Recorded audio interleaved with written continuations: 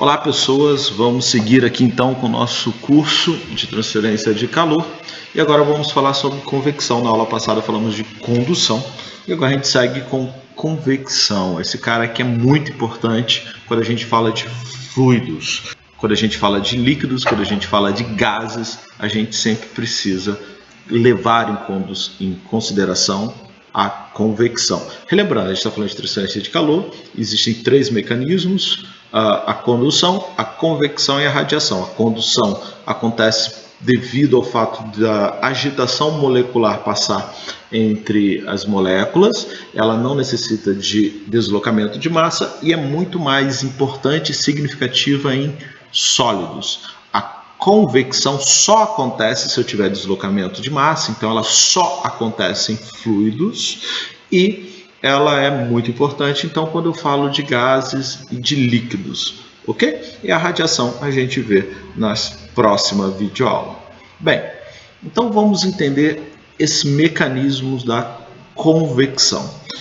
Então, aqui eu tenho um mecanismo desse, por exemplo, um fluido qualquer, e essas bolinhas aqui podem ser consideradas moléculas ou massas de ar ou massas de água que estão se deslocando, levando consigo uma energia. Então, a massa de água quente sobe, subindo, ela leva o calor dela e depois ela esfria e desce. É esse mecanismo aqui que gera o que a gente chama de correntes. Esse cara é muito importante, tem 1000 aplicações industriais. Vamos falar aqui de uma aplicação ecológica, ambiental e quem sabe até uma aplicação em engenharia, porque a gente pode em um futuro de médio prazo utilizar correntes marítimas para gerar energia elétrica. Então, por exemplo, esse aqui é o desenho das correntes marítimas. Aqui eu tenho desenhado a corrente do Golfo, por exemplo.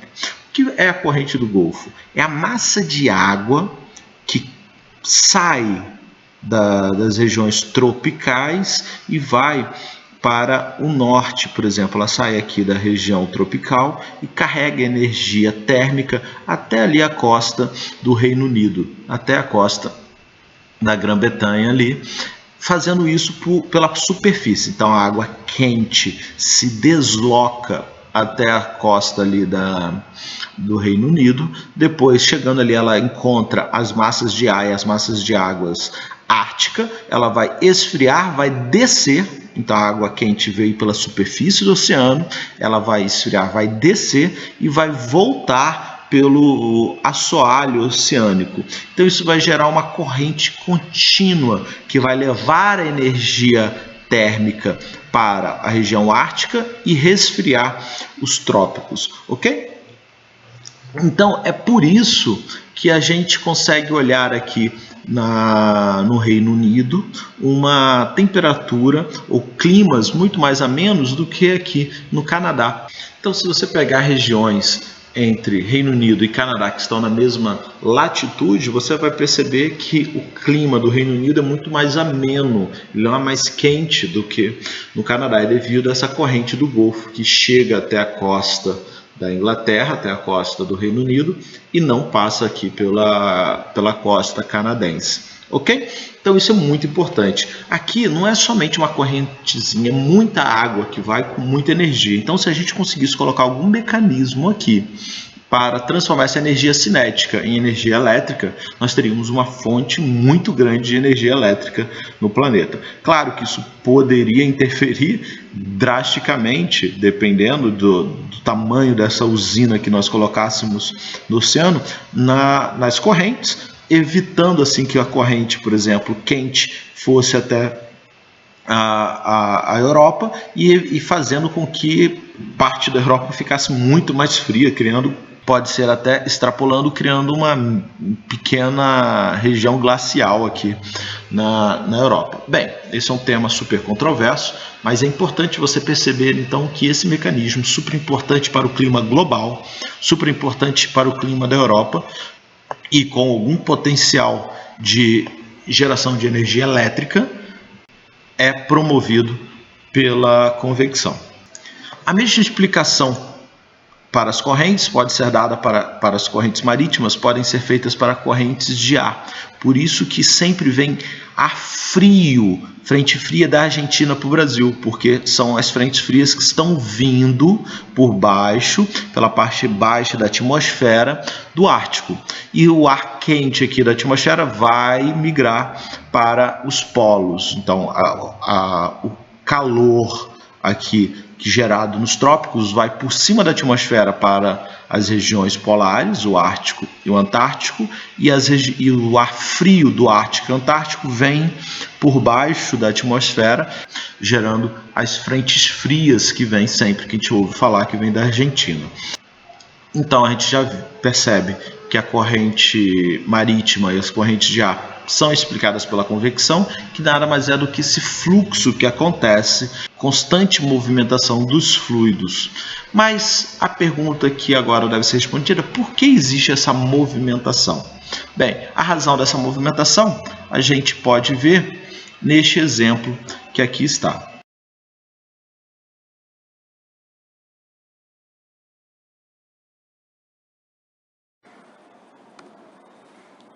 Então imagine que a gente tenha um bloquinho. Este bloquinho é formado de um dado material e ele está submerso na atmosfera aqui.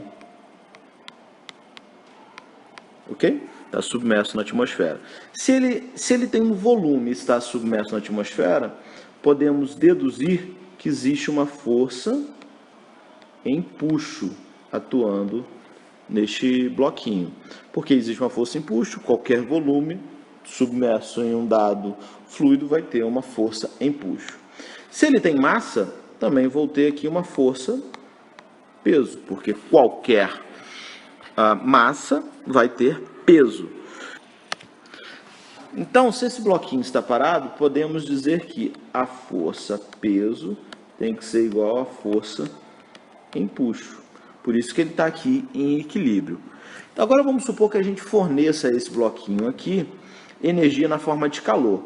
Fazendo isso, as moléculas que o constituem vão aumentar a sua agitação molecular. Por quê? Entrando energia na forma de calor, essa energia pode se manifestar, na forma de variação de energia interna, que vai acarretar um aumento de temperatura. Temperatura nada mais é do que agitação molecular. Quanto maior a temperatura, maior a agitação molecular. Então, se eu aumento a agitação molecular, o que vai acontecer? Uma partícula, uma molécula vai bater na outra, empurrando uma a outra, fazendo com que o volume deste bloquinho aqui, então, aumente. Eu posso ter agora um novo volume. Então, as moléculas se agitaram, as moléculas empurraram umas às outras e o volume aumentou. Ora, o que acontece quando o volume aumenta? Ora, a força-peso vai mudar quando o volume aumenta? Claro que não. A força-peso depende apenas da massa. Mas, e a força-empuxo? A força-empuxo vai mudar, porque a força-empuxo depende do volume. Então, vale lembrar isso. A força-empuxo nada mais é do que o gama do fluido vezes volume. A força-peso nada mais é do que massa vezes gravidade. Então, se eu aumentei o volume, eu não mudei a massa, a gravidade também não mudei, eu continuo no planeta Terra. Então, a força-peso vai permanecer a mesma. Já o empuxo vai ser alterado, porque o fluido vai permanecer o mesmo da atmosfera, mas o volume submerso mudou. Ora, agora então, antes eu tinha força-peso igual a força-empuxo. Se a força-peso não mudou e a força-empuxo aumentou, porque o volume aumentou, o que aconteceu aqui? Eu criei uma desigualdade e eu vou ter uma força resultante ascendente, certo? Uma força resultante ascendente. Essa força resultante, então, é devido a essa força resultante que eu vou criar uma convecção natural. Olhem só, a convecção natural acontece devido à variação do volume ocasionado pelo aumento de temperatura que fez com que as moléculas se agitem. Então, por isso que quando um corpo, a gente fala que uma massa de ar é aquecida, ela sobe. Por isso que um fluido aquecido vai subir. Ok? Então, sempre que tivermos um fluido, e esse fluido for aquecido, ele vai tender a subir. Por quê? Porque o seu volume vai aumentar, aumentando o seu empuxo. É assim que se forma a convecção natural. Esse tipo de explicação vai nos ajudar a entender o que acontece, então, quando a gente está, por exemplo, na praia. Se você está na praia, observe que o sol vai aquecer tanto a água quanto a areia. Mas quem vai aquecer primeiro? Quem vai atingir a maior temperatura? Ora, a massa de água é muito maior que a massa de areia, além do fato da condutividade térmica, o K, né, da areia ser muito maior do que a condutividade térmica da água. Se isso, então, é verdade, a areia vai aquecer mais rápido. Então, depois de, sei lá, o sol nasceu, umas 10 horas da manhã, a temperatura da água vai ser bem menor do que a temperatura da areia. Isso vai fazer com que as moléculas aqui próximas à areia, né, as moléculas de ar próximas à areia, tenham uma temperatura maior do que as moléculas de ar próxima à água. Ora, lembrando o que a gente acabou de ver, a gente vai perceber que quando a gente aumentou a temperatura da molécula próxima à areia, essa molécula vai subir, ok? Devido à convecção natural. Essa molécula vai subir, então as várias moléculazinhas de ar que estão aqui vão subir. Ora, quando essas moléculas subirem, o que vai acontecer aqui? Não pode ficar um vácuo aqui. Então, alguém que está aqui, as moléculas de ar que estão aqui, próxima à água, vão ser empurradas para cá. Ok? Então, as moléculas que estão sob a areia vão subir, as moléculas que estão sob a água vão vir para a areia. Ora, a temperatura das moléculas de ar na areia é maior do que a da água, então vai vir uma brisa, um vento da água, do oceano, para a areia, refrescando você que estaria aqui tranquilamente pegando o solzinho na sua praia. Então, é por isso que durante o dia venta da água, do mar, para a areia nas regiões praianas. O inverso vai acontecer à noite. Vamos ver isso. Então, à noite, agora o sol já se pôs, o que vai acontecer? À medida que o sol se põe, a areia que aqueceu mais rápido também vai esfriar mais rápido. Isso vai fazer com que a água fique a uma temperatura maior do que a areia. Então, por isso que à noite você vai na praia, bota o pé na água e fala, nossa, a água está quentinha, porque a areia está muito mais fria do que a água. Se isso é verdade, então as moléculas próximas à água aqui vão ficar a uma temperatura maior e vão subir. Quando isso acontecer, as moléculas que estão aqui na praia, próxima à areia, vão vir suprir, né, ocupar o espaço das moléculas que estavam na água e subiram, porque aumentaram o volume, aumentou o empuxo e subiu devido à convecção natural. Então, este fluxo aqui vai acontecer à noite, por isso que o vento na praia, à noite, tende a ser da areia para a água, ok? Devido a este fenômeno. Ok? Então, agora você entendeu até para onde o vento aponta. Então, você vai poder impressionar os coleguinhas, as coleguinhas, os pais, as mães, seu namorado, a sua namorada. Aí, quando vocês forem à praia, fazer uma predição, né? Fazer uma previsão de para onde o vento vai apontar. Ok? Então, isso aqui é justificado devido à convecção natural. Esse fenômeno que é explicado tranquilamente pelo empuxo e pela variação de volume das massas dos objetos quando aumentam a temperatura e, consequentemente, aumentam seu volume. Então vamos olhar aqui um vídeo do Manual do Mundo ali, do Iberê, que é um ótimo canal que você deve sempre dar uma olhada, tem coisas muito interessantes e divertidíssimas. Vamos olhar aqui um experimento que retrata a convecção. Olhem só, ele botou um aquário, uma fonte fria e uma fonte quente. Então aqui ele bota água quente à direita e aqui ele bota um monte de pedra de gelo com água gelada. Isso vai provocar uma diferença de temperatura. A água que está aqui do lado quente vai se aquecer, ok? Como a gente viu, então ela vai subir.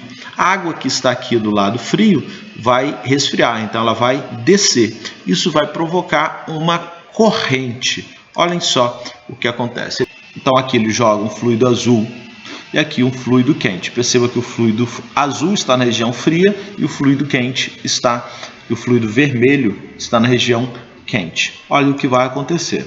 O fluido vermelho está aquecido, então ele não vai descer, ele vai vir para a esquerda. Por que ele está vindo para a esquerda? Porque esse fluido azul, ele resfriou e ele vai descer. Quando ele desce, ele gera uma região aqui de baixa pressão e a água que está do lado vermelho vai ocupar o espaço deixado pelo fluido azul. O fluido azul, consequentemente, vai se deslocar aqui para a direita, porque a água aqui vermelha está saindo para a esquerda, então a água que está aqui embaixo vai subir. Quando a água que está aqui embaixo sobe, ela vai fazer com que a água à esquerda venha para a direita, criando um ciclo. Olhem só.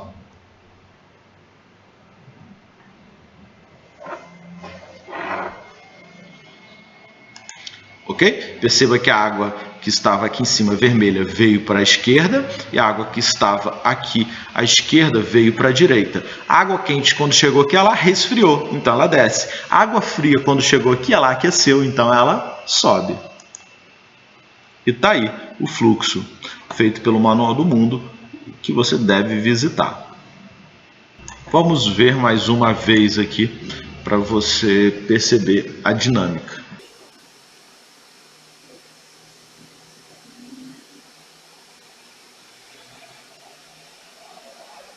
É exatamente dessa maneira que as correntes marítimas funcionam e as correntes de ar funcionam. Então, imagine quando a gente deu o exemplo do Golfo, essa água aqui está indo lá para a região ártica, chega na região ártica, ela esfria, ela desce e volta para as regiões tropicais por baixo. Chegando aqui na região tropical, a água aquece novamente, sobe e vai para a região ártica, criando um enorme ar-condicionado global, ok? Quem se beneficia muito com isso é o Reino Unido ali e a Europa.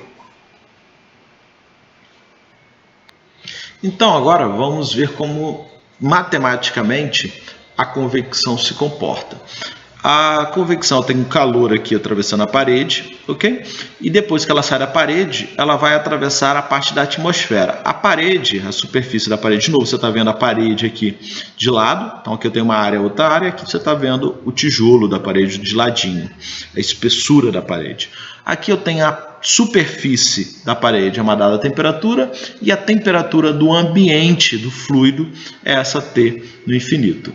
Por que eu chamo T no infinito? É uma temperatura longe o suficiente desta área para não ser influenciada por essa área, ok? Então, estou longe o suficiente para não ser influenciado pela temperatura da área. Então, o Q ponto, que é a taxa de transferência de calor, que é a derivada de calor em relação a tempo, vai ser igual a menos. O que significa esse menos? De novo, a mesma coisa que significa na condução, ou seja, que o calor está passando do ponto de maior temperatura para menor temperatura, menos H, que é o coeficiente de película, que a gente vai falar já mais detalhadamente, que faz o papel do K na convecção, a área, que é a área de contato com o fluido, a temperatura do fluido, menos a temperatura da superfície. Perceba quando eu organizo isso dessa maneira aqui, ó, Q ponto é igual a menos ΔT, então Q ponto vai ser igual a menos ΔT, que é a temperatura final, temperatura no ambiente, menos inicial, dividido por 1 sobre HA. Então, esse 1 sobre HA pode ser substituído por R.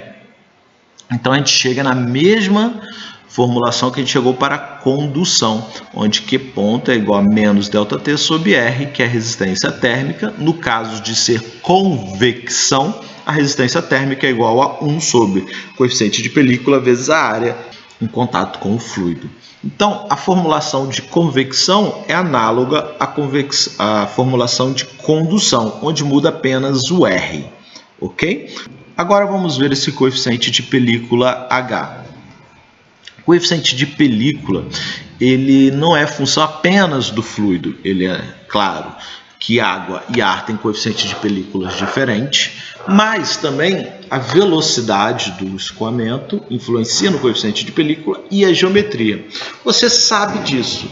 Por exemplo, você percebe claramente que quando você está num fluido denominado ar, ou no fluido denominada água, ainda que os dois tenham a mesma temperatura, a sua sensação térmica é de que você está no fluido mais frio, entre aspas, quando você está na água. Por quê? Porque o coeficiente de película da água é maior. O Hzinho da água é maior, isso faz com que você transfira mais calor do que no ar. Então, quando você está no fluido com maior coeficiente de película, ele vai transferir mais energia. Então, quando você está na água, a água vai roubar mais energia sua, ela vai transferir mais energia, fazendo com que você tenha a sensação térmica de que ela é mais fria. Mas não, ela está à mesma temperatura, por exemplo, do ar. O que ela está fazendo é tirando a sua energia de uma forma mais eficiente, mais eficaz do que o ar, ok? Então, por isso que quando você tem dois fluidos na mesma temperatura, alguns te dão uma sensação térmica de uma temperatura menor. A mesma coisa, essa palavra sensação térmica, você já ouviu em previsão do tempo. Ou, por exemplo, no inverno você pode sentir mais frio se você estiver com uma leve brisa. Ainda que a temperatura do ar seja a mesma, com a brisa, ou seja, mudando a velocidade do fluido, ele vai aumentar o seu coeficiente de película, fazendo com que você troque também mais energia, ou seja, você forneça mais energia para o ar, fazendo com que você sinta mais frio, ok? Então, a natureza do fluido influencia, claro, no seu coeficiente de película, a velocidade do escoamento também vai influenciar. E, claro, o acabamento, a geometria também vai influenciar no seu coeficiente de película. Então, perceba que quando eu aumento a velocidade do escoamento, eu aumento esse H. Por isso que você cria o ventilador. O ventilador não esfria o ar, o que ele faz é aumentar o coeficiente de convecção, mudando a velocidade do escoamento do fluido. Quando eu tenho um ventilador, eu estou criando o que eu chamo de convecção forçada. Eu crio um mecanismo para haver a convecção. Quando a gente estava falando lá do oceano, das correntes, eu tenho uma convecção natural. A convecção natural é aquela que a gente falou da corrente do Golfo ou do mecanismo dos ventos que você viu, você acabou de ver no vídeo do Manual do Mundo. A convecção forçada é quando eu utilizo um mecanismo para criar essa convecção, como, por exemplo, um ventilador. Então, aqui você percebeu que o principal mecanismo de transferência de calor nos fluidos é a convecção, ela que é importante quando a gente fala de fluido, ok? Percebe que a formulação matemática da convecção é igual à formulação da condução, mudando apenas a resistência térmica. Sendo assim, ficamos por aqui. Muito obrigado por acompanhar essa aula e até mais.